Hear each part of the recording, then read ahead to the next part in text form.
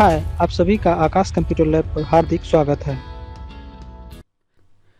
Basic information computer की हमने पिछले लेक्चर्स में जानी है। हमने देखा हिस्ट्री क्या है कंप्यूटर की, कहाँ कहाँ कंप्यूटर का प्रयोग किया जाता है और कंप्यूटर के फीचर्स कौन से हैं।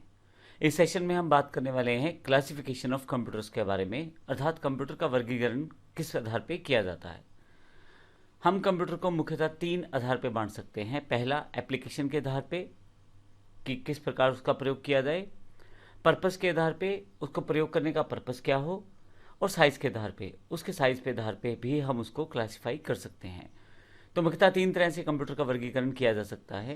क्लासिफाई कंप्यूटर को तीन तरह से किया जा सकता है। सबसे पहले बात करते हैं एप्लीकेशन के आधार पे। कंप्यूटर किस तरह से प्रयोग किया जाएगा, इस आधार पे हम एप्लीकेशन के आधार पे कंप्यूटर को बांट सकते हैं तीन भागों में। पहला एनालॉग, दूसरा डिजिटल और तीसरा हाइब्रिड।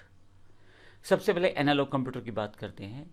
ऐसे कंप्यूटर जो भौतिक मात्राओं को माप लेते हैं, जैसे बाहर का टेम्परेचर, हवा का प्रेशर, ये सब चीज़ें मापते हुए उन्हें एनालॉग डिवाइसेस की ज़रूरत रहती है। तो ऐसे कंप्यूटर को एनालॉग कंप्यूटर कहा जाता है। एनालॉग कंप्यूटर का प्रयोग जो रहता है मुख्यतः साइंस और इंजीनियरिंग की फील्ड में ज़्यादा किया जाता है।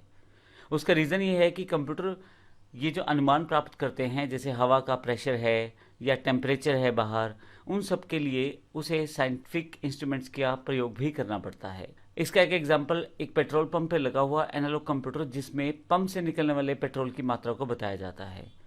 उसको वो लीटर में कन्वर्ट करके आपको स्क्रीन पे दिखा देता है, और फाइनली उसके साथ प्राइस जुड़ा होता है, तो नीचे की तरफ प्राइसिंग भी कैलकुलेट करके खुद ही बता देता है। थर्मोमीटर, स्पीडोमीटर एनालॉग कंप्यूटर के ही एग्जाम्पल हैं।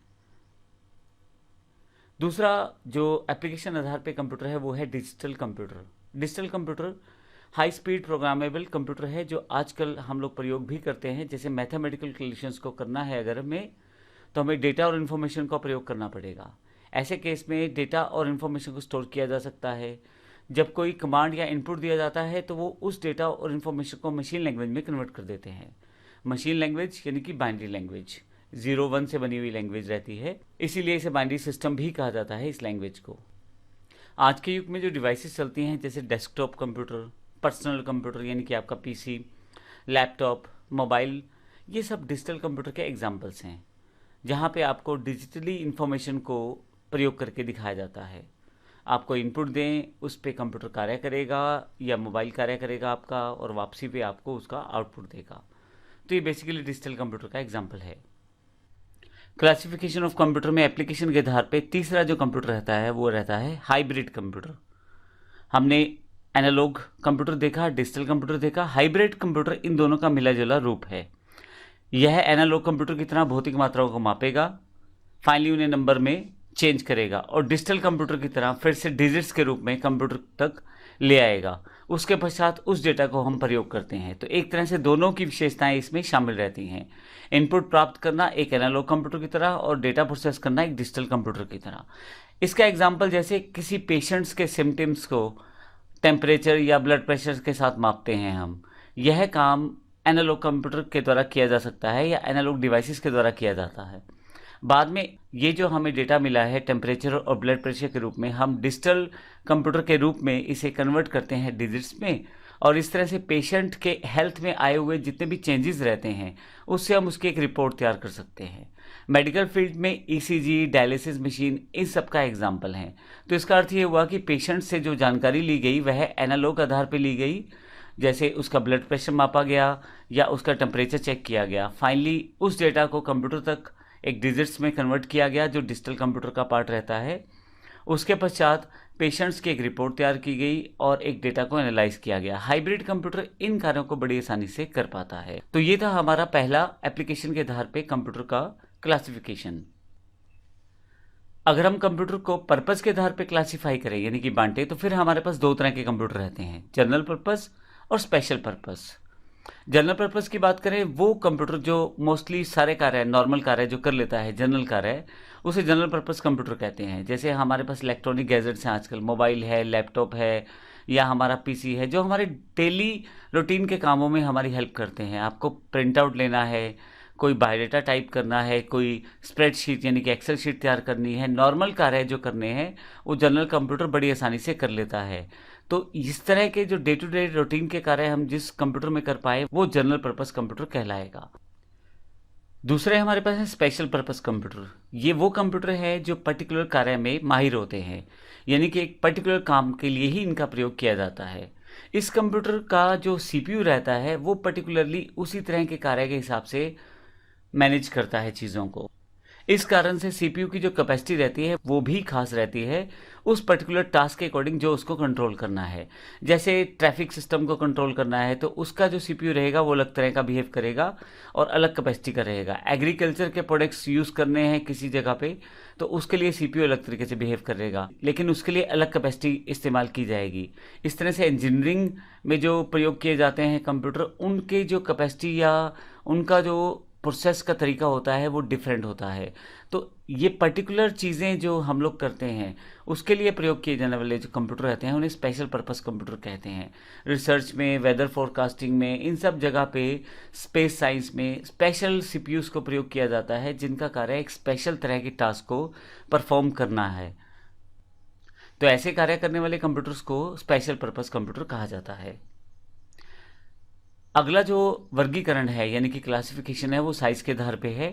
Micro computer, mini computer, main frame computer और सुपर कंप्यूटर, ये 4 इसके एग्जाम्पल हैं। सबसे पहले माइक्रो कंप्यूटर प्रयोग करते हैं। सबसे पहले माइक्रो कंप्यूटर की बात करते हैं। टेक्नोलॉजी में जब से इंटेल कंपनी ने माइक्रो प्रोसेसर्स प्रयोग करने शुरू किए हैं या हमें मिले हैं तो उसके पश्चात से हमारे माइक्रो कंप्यूटर बड़े इंपॉर्टेंट हो गए हैं। ऑलमोस्ट सभी टास्क जो हमें डे टू डे रूटीन के करने हैं वो सारे हम माइक्रो कंप्यूटर से कर लेते हैं। माइक्रो कंप्यूटर के एग्जांपल में अगर हम बात करें पीसी, लैपटॉप, नोटबुक कंप्यूटर, ये स्मार्टफोन, ये सब माइक्रो कंप्यूटर के एग्जाम्पल्स हैं। साइज़ में छोटे हैं और स्पीड में फास्ट है, इतने कि हमारे डे टू डे रूटीन सारे कार्य बड़ी जल्दी कुछ सेकेंड्स में परफॉर्म कर देते हैं। आज की डेट में बात करें तो माइक्रो कंप्यूटर को इस तरह से बना दिया गया है कि आपकी घड़ी तक के साइज़ में वो आ सकता है। तो इस तरह से ये माइक्रो कंप्यूटर का हमारा पहला क्लासिफिकेशन है साइज़ के आधार पे।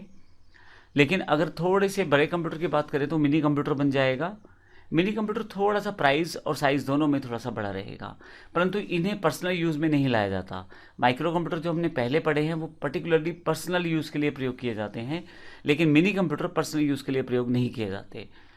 इनका प्रयोग मुख्यतः कंपनियां ही करती हैं, और जैसे HP 9000, RISC 6000, bull HN DPX2, AS 4000, AS 400, ये मिनी कंप्यूटर के कुछ एग्जाम्पल्स हैं। क्योंकि कंपनियों में कार्य बड़ी फास्ट करना होता है और बहुत सारे कार्य हो सकता है एक ही टाइम पे करने हो, तो मिनी कंप्यूटर यहाँ पे बेस्ट रहता है।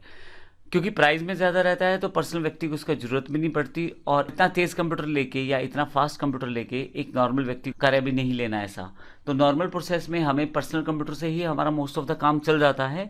मिनी कंप्यूटर इसलिए कमर्शलाइज सेगमेंट में ज़्यादा प्रयोग किया जाता है और कंपनियाँ इनका ज़्यादा यूज़ करती हैं। मेन फ्रेम कंप्यूटर इसके बाद का थर्ड कैटेगरी का कंप्यूटर है।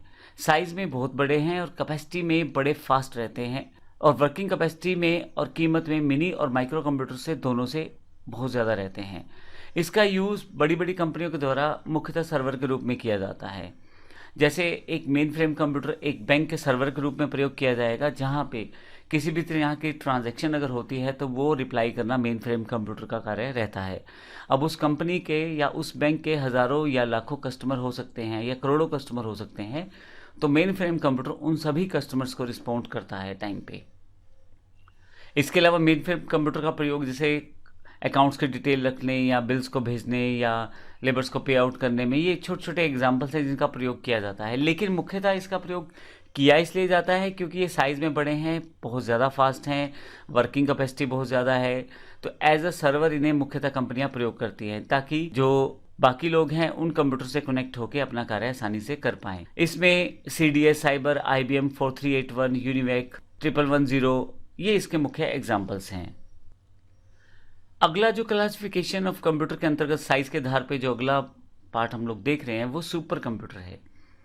ये सुपर कंप्यूटर सब कंप्यूटर से बड़ा कंप्यूटर है और सुपर कैपेसिटी और सुपर फास्ट है। सुपर कैपेसिटी सुपर कंप्यूटर का यूज़ जो रहता है वो मुख्यतः साइंटिफिक और रिसर्च लेबोरेटरीज में किया जाता है, और इसका प्रयोग भी फर्दर रिसर्च सेगमेंट में किया जाता है। एग्जाम्पल जैसे वेदर फोरकास्टिंग है, या कुछ प्रोडक्शन क्वालिटी या कुछ क्वालिटी प्रोडक्शन है, या कुछ एनिमेशनल इमेजेस को बनाना है, तो ऐसे कार्यों के लिए सुपर कंप्यूटर का प्रयोग किया जाता है। बहुत ही टेडिशियस टास्क रहते हैं और ये नॉर्मल टास्क नहीं रहते, पर्टिकुलर टास्क रहते हैं। तो सुपर कंप्यूटर इतने बड़े बड़े टास्क को बड़ी अच्छी तरह से परफॉर्म करता है। भारत में परम कंप्यूटर का 12th फॉर्म जो है वो परम 10,000 है। असल में ये हमारा एक सुपर कंप्यूटर है इंडिया का। क्रे 2, NEC 500 ये सुपर कंप्यूटर के अन्य एग्जाम्पल्स हैं। तो इस तरह से इस सेशन में हमने कंप्यूटर की क्लासिफिकेशन पढ़ी है, जो तीनों आधार पे, एप्लीकेशन आधार पे, पर्पस के आधार पे और साइज के आधार पे हमने पढ़ी है। धन्यवाद।